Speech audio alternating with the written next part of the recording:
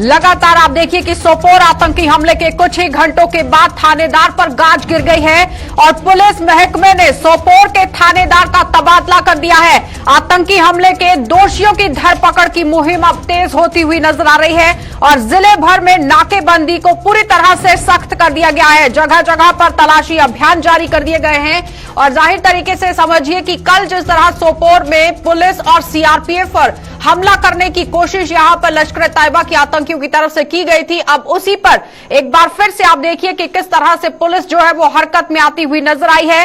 सोपोर आतंकी हमले में कुछ ही घंटों के बाद यहां थानेदार का तबादला कर दिया गया है।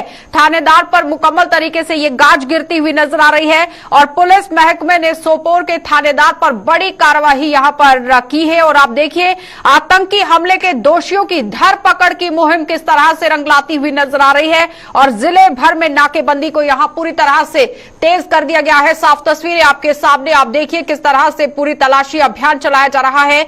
हर किसी की गहनता से तलाशी ली जा रही है। आने जाने वालों पर कड़ी नजर यहां पर रखने की कोशिश की जा रही है। एक बार फिर से आप देखिए पुलिस किस तरह से सख्ती बरतती हुई नजर आ रही है क्योंकि कल यहां 2 पुलिसकर्मी शहीद हो गए थे और कुछ नागरिक भी घायल हुए थे। लेकिन सबसे बड़ी बात यहां पर यह है कि जिस तरह से कल घात लगाकर हमला करने की कोशिश की, उसी पर अब पुलिस ने यहां पर कार्रवाई को तेज कर दिया है। तबादला कर दिया गया है सोपोर के थानेदार का। अब देखना यह होगा कि आखिर आने वाले समय में पुलिस किस तरह से कार्रवाई जो है वो करती है क्योंकि हर दिन पुलिस एक नया अभियान चलाती हुई नजर आ रही है जहां पर आतंकियों को मुख्य धारा में भी लौटाने की कोशिश की जा रही है। लेकिन उसके बावजूद भी कल जिस तरह से लश्कर तैयबा के आतंकियों की तरफ से सोपोर में घात लगाकर हमला करने की कोशिश की गई, पुलिस और सीआरपीएफ को गोलाबारी का सिलसिला शुरू कर दिया गया जिसमें 2 पुलिसकर्मी शहीद हो गए थे और साथ ही साथ आपको बताना बहुत जरूरी है कि कुछ और लोग भी हैं जिनका इलाज भी चल रहा है। वहां पर डीजीपी भी पहुंचे थे उनका हालचाल जानने के लिए। लेकिन अब यहां पुलिस पूरी तरह से सख्ती बरतती हुई नजर आ रही है। आने जाने वालों पर कड़ी गहनता से तलाशी और नजर रखी जा रही है। साथ ही आप ये भी देखिए कि अब ग्राउंड पर किस तरह से सख्ती बरतती हुई पुलिस देखी जा रही है। सोपोर में बड़ी खबर निकलकर सामने आई है जहां पर कल की घटना के बाद आज थानेदार का तबादला कर दिया गया। एक बड़ी गाज जो है वो थानेदार पर गिरती हुई नजर आ रही है। फोन लाइन पर हमारे साथ सैयद तजम्मुल हमारे साथ जुड़ चुके हैं, हमारे सहयोगी। तजम्मुल, जिस तरह से तबादले की खबर निकलकर सामने आई है, क्या कुछ है पूरी जानकारी? पुलिस किस तरह से कार्रवाई में जुट गई है?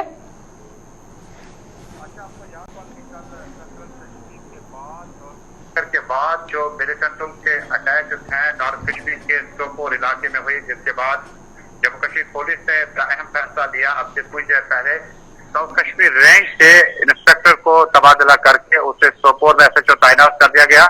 लेकिन जो एसएचओ सोपोर थे उनका तबादला साउथ कश्मीर रेंज के शोपियान इलाके में किया गया, जिसका गालिबन ये मतलब है कि कल के अटैक के बाद पुलिस ने इस तरह की स्ट्रेटजी शुरू करी कि जहां पर हो सके कि कहीं पर आपको इस तरह का माहौल लगे जहां पर एसएचओ या इंस्पेक्टर का तबादला अमल में लाना जरूरी है, उसको फौरी तौर पर किया। इससे पहले आपको याद होगा कि बागात अटैक में भी उस वक्त जो एसएचओ थे उसको तबादला किया गया। जब बागात श्रीनगर में अटैक हुआ था उसके बाद दोबारा तैनाती इफ्तिकार अहमद की हुई, लेकिन उसके बाद होकर सर में अटैक हुआ था तो उसके बाद रईस अहमद को जो है एसएचओ सदर तैनात किया गया। इसी तरह से अब श्रीनगर के बाद अब सोपोर में इस हमले के बाद एसएचओ का तबादला अमल में लाया गया, जिसका गालिबन ये मतलब है कि पुलिस को अब थोड़ा सा और मोहतात रहना होगा और खुसूसन जो स्टेशन हाउस ऑफिसर हैं उन पर बहुत भारी जिम्मेदारी आयद है कि वो किस तरह से इस तरह के मामला को बड़ा सीरियसली लेना होगा। ये बड़ी डेवलपमेंट हुई कल से, जहाँ एक तरफ सियासी लीडरों ने लगातार इन हमलों की निंदा की, जिसमें पीडीपी, नेशनल कॉन्फ्रेंस, बीजेपी, कांग्रेस,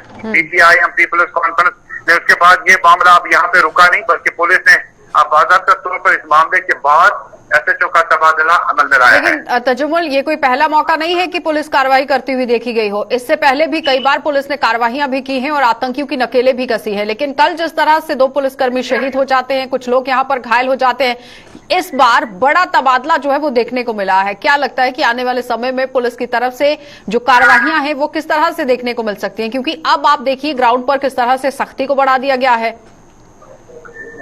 देखिए, सबसे बड़ी बात है कि जम्मू कश्मीर में जब आप इस तरह के तबादलों को देखते हैं तो गालिबन इसका मतलब यही है कि आने वाले दिनों में पुलिस पे जो जिम्मेदारी आयद है उसको बहुत ज्यादा सीरियसली लेना होगा।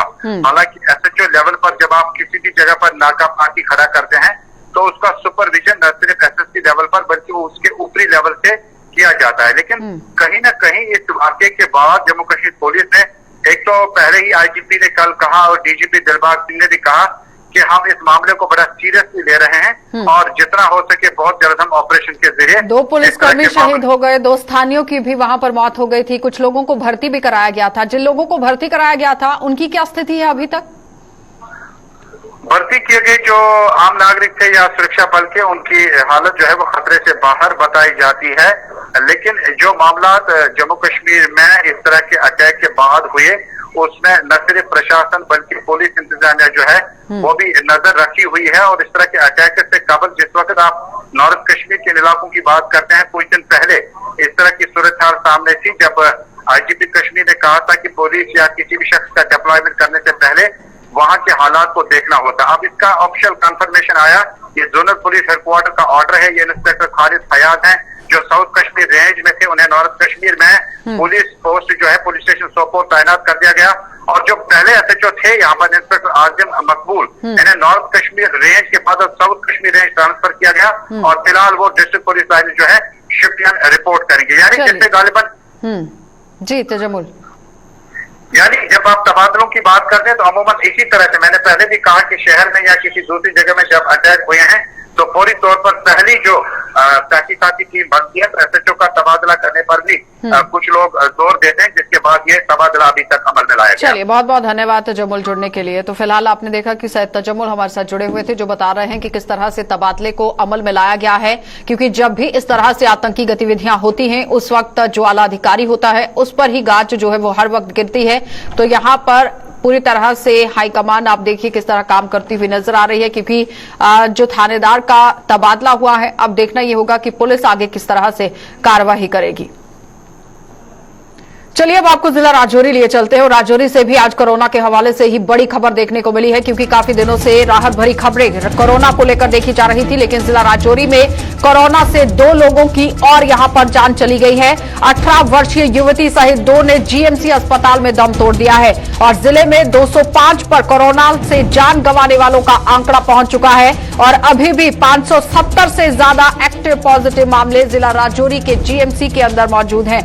यानी कहने का तात्पर्य यह है कि जिस तरह से खबरें ये बताई जा रही थी कि कोरोना का ग्राफ नीचे आता जा रहा है, जम्मू कश्मीर केंद्र शासित प्रदेश के अंदर पॉजिटिविटी रेट बहुत कम हो गया है, लेकिन आप देखिए जिला राजौरी से किस तरह से खबर जो है वो निकलकर सामने आ रही है। एक बार फिर से 2 लोगों की यहां पर मौत हो गई है और उसमें 18 वर्षीय युवती के साथ 2 ने यहां जीएमसी राजौरी के अंदर दम तोड़ दिया है। यानी कि अब 18 वर्षीय युवती, आप हिसाब लगाइए कि किस तरह से अब युवा वर्ग भी कोरोना की चपेट में आता हुआ नजर आ रहा है। तो कहीं ना कहीं एहतियात बरतना बहुत जरूरी है। जब तक एहतियात नहीं बरती जाएगी तब तक कोरोना से पार नहीं पाया जा सकता है, क्योंकि ये मत समझिए कि पॉजिटिविटी रेट जो है वो नीचे आ चुका है, गिर चुका है तो कोरोना खत्म हो चुका है। जमशेद मलिक हमारे साथ जुड़ चुके हैं। जमशेद, एक बार फिर से चिंताजनक स्थिति जो है वो जिला राजौरी के अंदर बनती जा रही है। महज 2 लोगों की यहां पर मौत हो गई है, लेकिन आंकड़ा आप देखिए कि यहां 205 पर पहुंच गया है। जी बिल्कुल, अगर ये कहें कि राजौरी में कोविड का कहर लगातार ही जारी है, हालांकि ये कहें कि पॉजिटिव केस में जरूर कमी आई है, मगर मरने वालों की तादाद में कमी नहीं देखने को मिल रही है। जहां आज भी 2 लोगों ने अपनी जान गंवाई है, जिसमें से एक लड़की जो सुरनकोट की है, इसकी उम्र सिर्फ 18 साल है और दूसरा लड़का जो बिहार से है, इसकी उम्र 19 साल है। 19 और 20 साल के 2 आज नौजवान जिन्होंने अपनी जान गंवाई। अगर इस तरह कुल मिला के सिर्फ हम राजौरी जिला की बात करें तो राजौरी जिला में इस वक्त तक मरने वालों का आंकड़ा जो है 203 तक पहले पहुंचा था, 2 ये मिला के 205 तक, मगर ये 205 जो पहुंचा इसमें राजौरी के शामिल नहीं है, बाहर के। इस तरह अगर कुल मिला के बात करें, बहुत ज्यादा डेथें राजौरी में कोविड-19 के चलते हो चुकी हैं। हालांकि पॉजिटिव रेट में भी कमी आई है और पॉजिटिव केसों में भी काफी कमी आई है, जहां सिर्फ 575 के आसपास पॉजिटिव लोग बच चुके हैं, मगर इसके बावजूद ही मरने वालों का आंकड़ा अभी भी थम नहीं रहा। और दूसरी तरफ अगर हम बात करें कि कोविड में आज भी कई लोग सीरियस हॉस्पिटल में पाए जाते हैं, क्योंकि 60 के करीब आज भी लोग मेडिकल कॉलेज में एडमिट हैं। मगर कोविड के रेट में कमी जरूर आई है, मगर मरने वालों की संख्या में कमी किसी तरह नहीं देखने को मिल रही है। ये एक जोर चिंता का विषय है जिस पर गौर करना होगा। इन 2 लोगों का मुख्य कारण क्या रहा, किस वजह से मौत हो गई?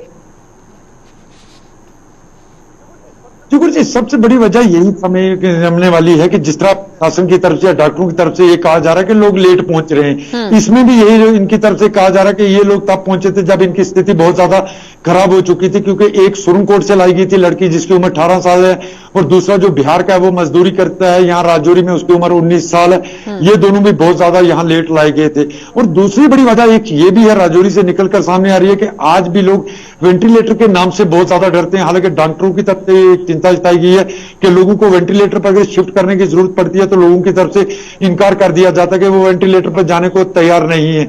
यही वजह है कि मौत का आंकड़ा अगर राजौरी की हम बात करें तो दिन ब दिन बढ़ना शुरू हुआ। हालांकि पॉजिटिव केसों की तादाद में जरूर कमी देख रहे हैं हम, मगर मरने वालों की संख्या में किसी तरह की कोई कमी अभी तक सामने नहीं आ रही है। ये एक चिंता का विषय है। दूसरी तरफ अगर लॉकडाउन की बात करें, लॉकडाउन के दौरान आज भी लोगों की तरफ से लापरवाही बड़े पैमाने पर देखने को मिल रही है। चाहे वीकेंड लॉकडाउन का दूसरा दिन हो, मगर गाड़ियों की आवाजाही जो कहीं भी थमती नजर नहीं आ रही। और दूसरी बड़ी वजह यह भी है कि आज भी हम देखते हैं लोग आज जैसे छुट्टी का दिन मिल जाता है इनको ये पिकनिक के लिए निकल रहे हैं। हालांकि चिंता का विषय जरूर हम लोगों को बार बार कह रहे हैं कि इस बार का कोविड जो सबसे ज्यादा इसके जो रेशो पाई गई है वो देहाती इलाकों से पाई गई और देहाती इलाकों की तरफ लोगों का रुख बहुत ज्यादा। जिस तरह से पर्यटन क्षेत्र का अगर आप दौरा करते हैं, पिकनिक स्पॉट पर अगर जाना चाहते हैं तो वहां पर प्रशासन की तरफ से गाइडलाइंस निकाली गई हैं कि रैपिड टेस्ट आपको कराना बहुत जरूरी है। क्या वहां पर मुकम्मल तरीके से ये सुविधा दी गई है? और आज लॉकडाउन है, प्रशासन क्या काम कर रहा है?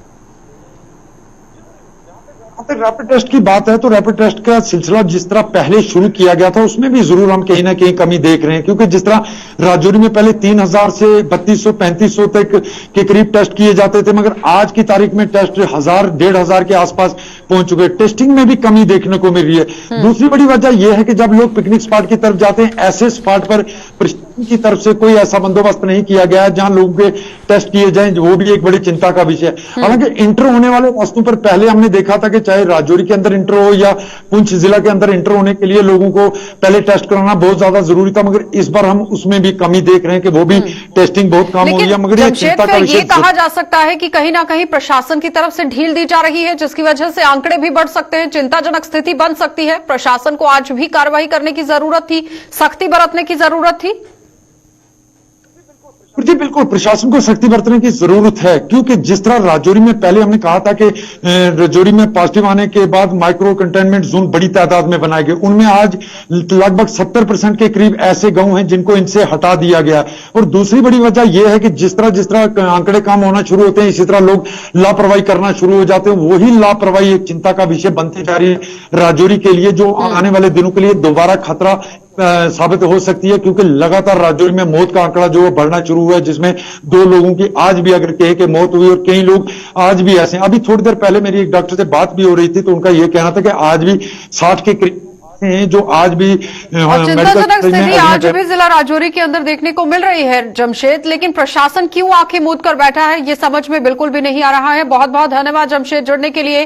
तो फिलहाल आपने देखा कि राजौरी के अंदर पिकनिक स्पॉट की तरफ अगर कोई रुख कर रहा है तो वहां पर बिल्कुल भी निशानदेही नहीं की जा रही है। लॉकडाउन चल रहा है, लेकिन प्रशासन आखिर क्यों कार्रवाई लोगों पर नहीं कर रहा, ये बहुत बड़ा सवालिया निशान राजौरी प्रशासन पर लगता हुआ नजर आ रहा है कि आखिर अगर रैपिड टेस्टिंग की बात कही गई है वो क्यों नहीं हो रहे हैं। और जब पहले एंट्री पॉइंट पर रैपिड एक्शन जो टीम है वो भी लगाने की कोशिश की गई थी, रैपिड टेस्टिंग की बात कर रहे हैं, रैपिड एक्शन टीम की नहीं बात हो रही है, रैपिड टेस्टिंग को लेकर बात हो रही है कि अगर टेस्टिंग के बाद ही आपको जिले के अंदर एंट्री मिलेगी। लेकिन अब भी वहां पर कमी देखने को मिल रही है। तो जाहिर तरीके से राजौरी प्रशासन को सोच विचार करना बहुत जरूरी है, कार्रवाई करना बहुत जरूरी है, क्योंकि आने वाले समय में काफी घातक लोगों के लिए यह साबित हो सकता है। इस पर कार्रवाई करना बहुत जरूरी है। आगे बढ़ जाएंगे, जिला सांबा आपको लिए चलते हैं। जिला सांबा से भी इस वक्त बड़ी खबर देखने को मिल रही है, जहां पर लगातार आप देखिए कि सांबा जिले के अंदर अस्पताल की अगर बात की जाए तो कोरोना के मात्र 6 मरीज अभी भर्ती हैं और अस्पताल में ओपीडी पूरी तरह से शुरू होने की उम्मीद यहां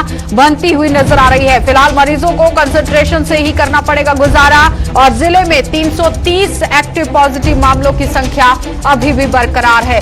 यानी यह कहा जा सकता है कि जिस तरह से ओपीडी की बात कही गई थी शुरू होने के लिए, तो अभी आप यहां पर सिर्फ डॉक्टर के साथ कंसल्ट कर सकते हैं, पूछताछ कर सकते हैं, परामर्श डॉक्टर से ले सकते हैं। ओपीडी में पूरी तरह से इस सुविधा को शुरू किया गया है, लेकिन लोगों को अब कहीं ना कहीं ओपीडी की उम्मीद बनती हुई नजर आ रही है कि जहां पर इलाज भी शुरू करना बहुत जरूरी था। जिला सांबा से बड़ी खबर निकलकर सामने आ रही है, जहां पर जिले में 330 अभी भी एक्टिव पॉजिटिव मामले हैं और जिला सांबा अस्पताल के अंदर कोरोना के मात्र 6 मरीज भर्ती है। ऋषि खजूरिया हमारे साथ जुड़ चुके हैं। ऋषि, जिस तरह से अभी 6 मरीज बताए जा रहे हैं कि अस्पताल के अंदर मौजूद हैं, लेकिन ओपीडी को लेकर अभी भी कहीं ना कहीं उम्मीद बनती हुई नजर आ रही है। क्या लगता है कब तक प्रशासन काम करेगा?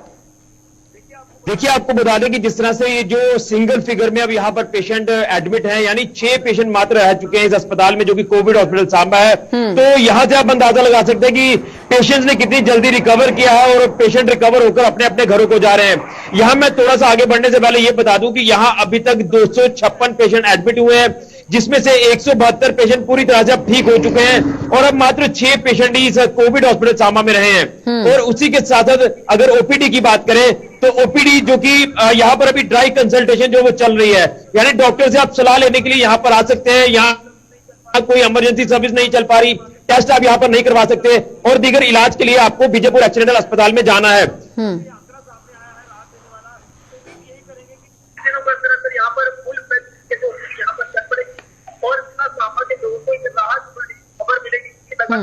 लोग काफी ज्यादा सफर हुए, जो दीगर अलग अलग पेशेंट है जो अलग अलग बीमारियों से जूझ रहे हैं, उनको यहाँ पर डॉक्टर्स के पास आने में काफी ज्यादा दिक्कतें पेश आई। तो यहाँ पर नहीं आ पाते, उनको प्राइवेट अस्पतालों का रुख करना पड़ रहा था। तो उसी को लेकर अब ये काफी राहत की खबर जो जिला सांबा के अस्पताल से सामने आ रही है। लेकिन ऋषि, अब ओपीडी को लेकर बात कर लेते हैं। ये तो कोरोना को लेकर था, बहुत अच्छी बात है, सिंगल फिगर में आ गया है और कहीं ना कहीं ग्राफ भी नीचे आता जा रहा है, लेकिन ओपीडी की अभी भी उम्मीद जो है वो बनती हुई नजर आ रही है। सिर्फ कंसल्टेशन से कुछ नहीं होने वाला है।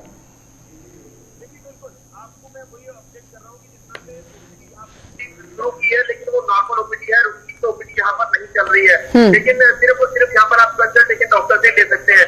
लेकिन अब आपको बता दें कि जिस तरह से ओपीडी को लेकर तरह तरह के सवाल उठ रहे थे, लोगों ने प्रशासन से अपील की कि यहाँ पर जल्द से जल्द ओपीडी शुरू की जाए। लेकिन जिस तरह से अभी उम्मीद तो यही की जा रही है कि हालत ठीक हो रही है धीरे धीरे और यहाँ पर फुल फ्लेज तरीके से ओपीडी चलेगी। इमरजेंसी सेवाएं भी नहीं चल पा रही, सर्जरी यहाँ पर नहीं हो पा रही, लेबोरेटरी में टेस्ट अगर किसी ने करवाना है तो वो नहीं हो पा रहे। ये उम्मीद है कि इस हफ्ते के अंदर अंदर यहाँ पर पूर्ण तरीके से यहाँ पर ओपीडी चलना शुरू हो जाएगी और काफी सफर हो। चलिए ऋषि, बहुत बहुत धन्यवाद जुड़ने के लिए। तो फिलहाल आपने देखा कि ऋषि खजूरिया हमारे साथ जुड़े हुए थे, जो हमें पूरी जानकारी दे रहे हैं कि किस तरह से हालात यहां पर अब बनते हुए नजर आ रहे हैं, क्योंकि सिंगल फिगर में कोरोना के पॉजिटिव के जो मामले हैं वो देखने को मिल रहे हैं। लेकिन सबसे बड़ी बात यहां पर यह है कि किस तरह से अब ओपीडी को लेकर काम जिला सांबा के अंदर होगा। लोगों को सिर्फ डॉक्टर के साथ कंसल्ट करने पर ही गुजारा करना पड़ रहा है, तो प्रशासन को चाहिए कि जल्द से जल्द ओपीडी यहां शुरू की जाए। चलिए आगे बढ़ जाएंगे। नेशनल हाईवे के हवाले से बड़ी खबर देखने को मिल रही है। आपको बताते चले कि रामबन के सेरी इलाके में लगातार पस्तियां गिरने का सिलसिला चालू हो चुका है और जम्मू श्रीनगर नेशनल हाईवे पर पस्तियां गिरने का सिलसिला बदस्तूर जारी। रामबन और बनिहाल के बीच बाधित हो रहा है यातायात और सेरी सहित कई अन्य इलाकों में हाईवे पर यह मलबा गिर रहा है और हाईवे के रखरखाव के लिए संबंधित एजेंसियां काम में जुट गई हैं और सुबह से ही लगातार वहां पर आप देखिए लंबी लंबी कतारें किस तरह से देखी जा रही थी। ये आपको फाइल शॉट दिखाए जा रहे हैं, लेकिन ये समझिए कि इस वक्त जो ग्राउंड पर वहां पर हालात हैं, लंबी लंबी कतारें लोगों की वहां पर लगी हुई हैं, गाड़ियों की वहां पर लगी हुई हैं और आवाजाही को फिलहाल यहां बंद करने की कोशिश की गई है। रामबन और बनिहाल के बीच यातायात पूरी तरह से बाधित हो गया है। जम्मू श्रीनगर नेशनल हाईवे पर पस्सियां गिरने का सिलसिला बदस्तूर जारी है और सेरी सहित कई इलाकों में हाईवे पर यह मलबा गिरता हुआ नजर आया है और हाईवे के रखरखाव के लिए संबंधित एजेंसियां अपने काम में जुट गई हैं। और अब देखना यह है कि जो एजेंसियां वहां पर काम में जुटी हुई हैं वो कितने समय में इस पूरे रास्ते को बहाल करती हैं, क्योंकि ज्यादा मात्रा में वहां लोग जो है वो फंसते हुए नजर आए हैं, भारी वाहन भी मौजूद है। उसके साथ ही साथ आपको यह भी बताना बहुत जरूरी है कि लगातार कल से ही देखा गया था कि किस तरह से सूरत हाल रामबन के अंदर बनते हुए नजर आ रहे थे, लेकिन रामबन और बनिहाल के बीच अब यातायात पूरी तरह से बहाल हो चुका है। जो लोग अपने घरों से बाहर जाने की कोशिश में हैं या फिर सोच रहे हैं तो उन्हें एक बार यहां ट्रैफिक कंट्रोल रूम से पूरी तरह से परामर्श लेना बहुत जरूरी है, जानकारी जुटाना बहुत जरूरी है और उसके बाद ही वो लोग अपने घरों से बाहर निकलने की कोशिश करें। इस वक्त की बड़ी खबर आपको बताते चले जम्मू श्रीनगर नेशनल हाईवे के हवाले से बताई जा रही है, जहां पर Jammu Srinagar national highway highway पर पस्सियां गिरने का सिलसिला बदस्तूर जारी है और रामबन और बनिहाल के बीच पूरी तरह से यातायात को बाधित कर दिया गया है, रोक दिया गया है दोनों तरफ से गाड़ियों को, क्योंकि पस्सियां गिरने का सिलसिला वहां पर शुरू हो चुका था और मलबा गिरने की वजह से ही यहां यातायात जो है वो बाधित हो चुका है। और हाईवे के रखरखाव के लिए जो संबंधित एजेंसियां हैं वो काम में जुट गई हैं, लेकिन वो काम कब तक यहां मुकम्मल तरीके से कर पाएंगी ये देखने वाली बात है, क्योंकि इससे पहले भी जब जैम जैसी स्थिति बनती थी तो काफी तरीके से लोगों को परेशानियों का सामना करना पड़ता था। लेकिन आज फिर से एक बार आप देखिए कि जो लोग अपने घरों से बाहर निकल चुके हैं, नेशनल हाईवे का रुख कर चुके हैं, वो कहीं ना कहीं परेशानी के दौर से गुजरते हुए नजर आ रहे हैं, क्योंकि दोनों तरफ से आवाजाही को बंद कर दिया गया है और भारी जैम जैसी स्थिति वहां पर बनती हुई नजर आ रही है। इस वक्त हमारे संवाददाता आरिफ वाहिद हमारे साथ जुड़ चुके हैं। आरिफ, क्या कुछ है ताजा स्थिति? अच्छा, जम्मू से कौमी शाहरा के हवाले से अगर बात करें, जिस तरह से एक रोज पहले सेरी के इलाके में जो लैंडस्लाइड हुई थी और उसके चलते जब उसे क्लियर किया गया था, स्पेस क्रिएट की गई थी, लेकिन जो कटिंग उस पर पहले जो हुई है और यह जो बारिशों का सिलसिला हुआ, अब जो कुछ बोल्डर्स है वो सड़क पे उतरते हुए दिख रहे। कल रात देर गई भी वक्त से जो है उसको क्लियर किया गया, लेकिन उसकी वजह से जो ट्रैफिक का फ्लो है वो कहीं ना कहीं पे जो है उसको वहां पे जो गाड़ियों की स्पीड है बहुत ज्यादा स्लो हो रही है। आज भी हम देखते हैं कि शेरी की जो टनल है उसके बैक साइड में या जो रामबन का सेक्टर है उसमें काफी ज्यादा ट्रैफिक जामिंग जो है आज सुबह देखने को मिली। और हालांकि रामबन से लेकर आगे टुवर्ड्स जो कश्मीर की साइड है वहां पर किसी किस्म की कोई मतलब प्रॉब्लम हाईवे पे नहीं है, लेकिन ये वाला सेक्टर जो है ये काफी ज्यादा क्या लगता है आरिफ, कब तक इस रास्ते को खोला जाएगा? जी बिल्कुल आशा, ट्रैफिक जो है वो बिल्कुल चलता है, लेकिन बिल्कुल स्लो स्पीड में और यानी टाइम गैप के अंदर जो है उसको पहले जो है जो बोल्डर है उनको हटाया जाता है, उसके बाद फिर ट्रैफिक को अलर्ट किया जा रहा है। लेकिन यहाँ पे मौसम आज शानदार है, क्योंकि सुबह बहुत ज्यादा मूसलाधार बारिश हुई थी जिसके चलते जो है ये कुछ बोल्डर जो है सड़क पर गिरे थे। लेकिन है कि जिस तरह से वर्किंग एजेंसी काम करिए, इस स्टेज को जो है कंप्लीट किया जाएगा और फ्यूचर में जो है यहाँ पर हुकाम का मानना है यानी गाड़ियां निकालने की जो गति है वो बहुत धीमी है, लेकिन कब तक वो सही तरीके से बहाल हो पाएगी आरिफ, कुछ जानकारी है? क्योंकि अगर बोल्डर्स को हटाने की कोशिश की गई है तो जाहिर तरीके से जैम जैसी स्थिति तो बनी होगी। जी बिल्कुल आशा, ये वाले जो एरियाज है ये बिल्कुल थ्रेटफुल एरियाज है। यहाँ पर जो है कभी भी जो पिछले टाइम की बात करें कभी ऐसे इंसिडेंट हुए हैं, लेकिन यहाँ पे हुकाम का ये मानना है कि इस स्ट्रेच को जो है जिस पर काम चल रहा है, मलबा कई जगहों पे लूज है, उसमें मशीनरी लगा के जो है इसको रेस्टोर करने की कोशिश की जा रही है। लेकिन ये तकरीबन कई मीटर्स जो है ये स्लाइड है, बिल्कुल जो जहां से एक छोटा सा पत्थर भी गिरता है एक स्पीड में गिरता है। यानी ये कहा जा सकता है आरिफ की रास्ता खुला हुआ है, सिर्फ गति जो है वो धीमी है, कुछ ऐसा?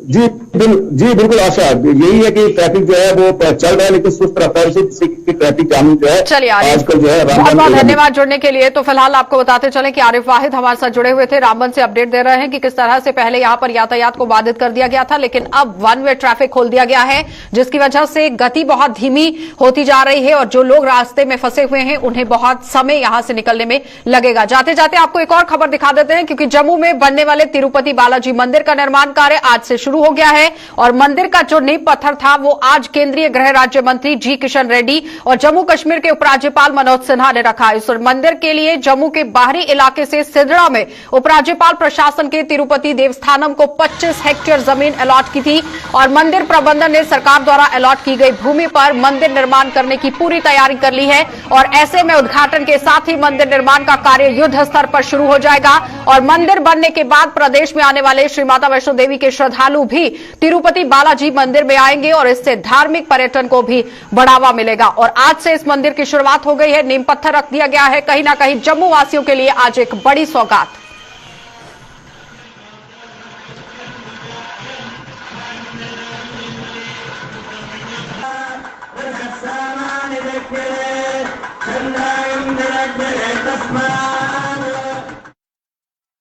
तो अस्पतालों में मरीजों को चढ़ाए जाने वाले खून की कमी को पूरा करने के लिए यहां पर इसी मकसद से भाजपा द्वारा सेवा ही संगठन अभियान के तहत जगह जगह पर रक्तदान शिविरों का आयोजन किया जा रहा है और इसी कड़ी में भाजपा की साउथ कश्मीर इकाई ने पहलगाम में रक्तदान शिविर लगाकर समाज के प्रति अपने सेवा भाव का परिचय दिया और भाजपा के प्रदेश उपाध्यक्ष सौफी मोहम्मद यूसुफ की देखरेख में स्वास्थ्य विभाग के सहयोग से आयोजित इस रक्तदान शिविर में भाजपा के युवा मोर्चा, महिला मोर्चा और एसटी मोर्चा मोर्चा ने रक्तदान कर कई अहम जिंदगियों को बचाने में अपना योगदान दिया। आज पहलगाम में हमने यहाँ पे ब्लड डोनेट किया है, क्योंकि पूरे 1.5 महीने से हम लगातार ये कार्य कर रहे हैं और जिसमें हमारे 300-350 पॉइंट जो हमने लोगों के लिए डोनेट किए हैं। और आज भी यहाँ एसटी मोर्चा के लोगों ने और युवा मोर्चा के लोगों ने और महिला मोर्चा के लोगों ने यहाँ ब्लड डोनेट किया है और जॉइंटली इन्होंने एक ब्लड का कैंप किया है, जिसमें हमारे अध्यक्ष यहाँ डिस्ट्रिक्ट अनंतनाग के एडवोकेट वजाहत साहब भी मौजूद हैं, बाकी उनका टीम भी साथ में ही है। और ये जो प्रोग्राम का जो प्रोग्राम ऑर्गेनाइजर्स हैं उसमें आबिद हुसैन हमारे युवा मोर्चा के और लतीफ़ अहमद खान जो सीनियर नेता है उन्होंने यहाँ पे ऑर्गेनाइज किया है। और इसके बाद हम गरीबों में राशन भी डोनेट कर रहे हैं।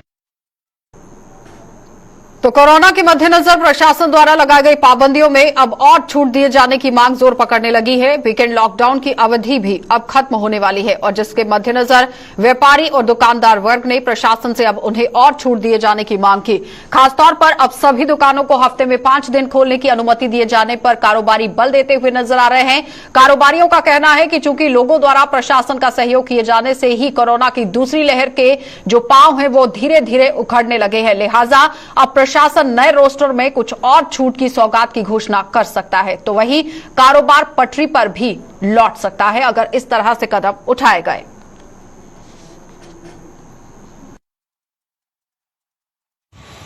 आए लोग बहुत समझदार हैं, जो भी गाइडलाइन आती है उसके मुताबिक पूरा खरे उतरते हैं और आगे भी जो गाइडलाइन आएगी उसके मुताबिक वो अपनी जो भी दायित्व है उसको पूरी तरह निभाएंगे।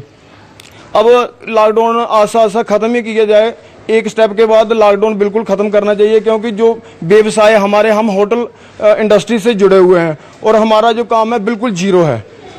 सब लोगों को पता है, किसी को बताने की जरूरत नहीं है। जब तक ये पूरा सिस्टम नहीं खुलेगा तब तक बाहर से टूरिस्ट नहीं आएगा। टूरिस्ट नहीं आएगा तो हमारा व्यवसाय नहीं चलेगा। व्यवसाय नहीं चलेगा तो हमारे जो कार्यकर्ता हैं, जो हमारे होटल के मुलाजिम हैं, हम उनका भरण-पोषण कैसे कर सकेंगे। इसलिए गवर्नमेंट से निवेदन है कि जो आगे जो स्टेप है उसको थोड़ा गाइडलाइन जो है उसके थोड़ा उसमें परिवर्तन करें और इसको 5 बजे के बजाय 8 बजे तक दुकानें खुलने का टाइम और 1-2 स्टेप के बाद लॉकडाउन को बिल्कुल खत्म किया जाए और जो जिंदगी है उसको बिल्कुल अच्छी तरह ट्रैक पर लाया जाए। जैसे हमारा ये हिंदू सरदारों का जो त्यौहार आ रहा है तमदेह और नीला कास्ती, ये हमारी आस्था से जुड़ा हुआ है और हमारा ऐतिहासिक है ये जो त्यौहार होता है। इसमें भी हमें कोई भी छूट नहीं दी गई।